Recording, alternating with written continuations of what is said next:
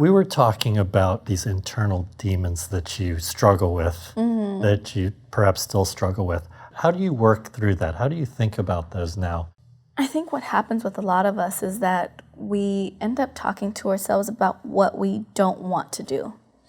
In our minds, it's like, I don't want to lose, I don't want to get knocked out. I don't want to be ashamed in front of a million people. And what ends up happening is there's certain words that stick out: lose, knocked out, embarrassed.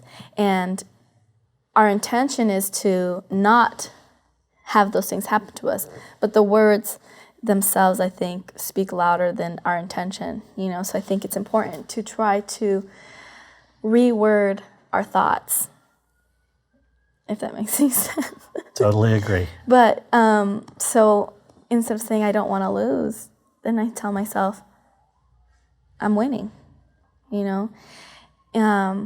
instead of telling myself that I'm nervous, I tell myself that I'm excited, because those two feelings are pretty much the same thing.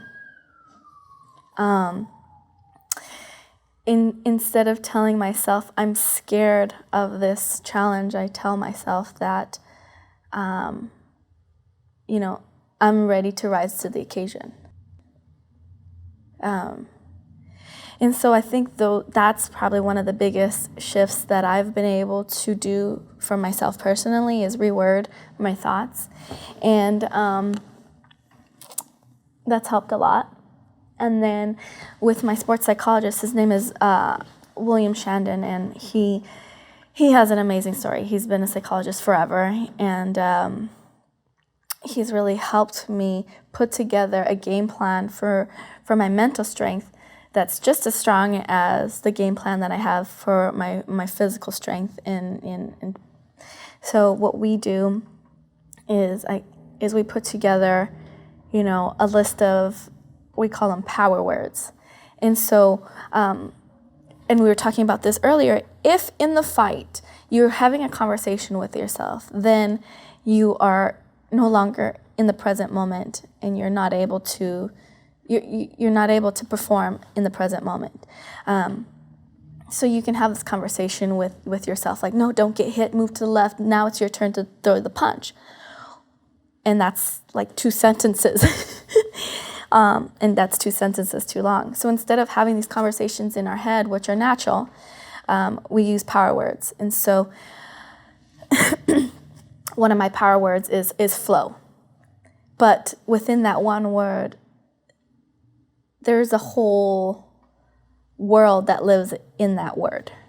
It's not just flow. It's how I feel when I'm moving around my opponent. It's how I feel when the bell rings. It's what I think when I throw my punches and I go to take my opponent down and finish the fight. So it's a whole world, like I said, within one word. So very powerful. Yeah. I can see how that would really make a difference. Are there any other words that you use? Yeah, I have a good handful of them. Vicious, flow, champion, commit, and they all mean different things. And I can interchange the words, but sometimes just the one word will allow me to be in a certain state of mind.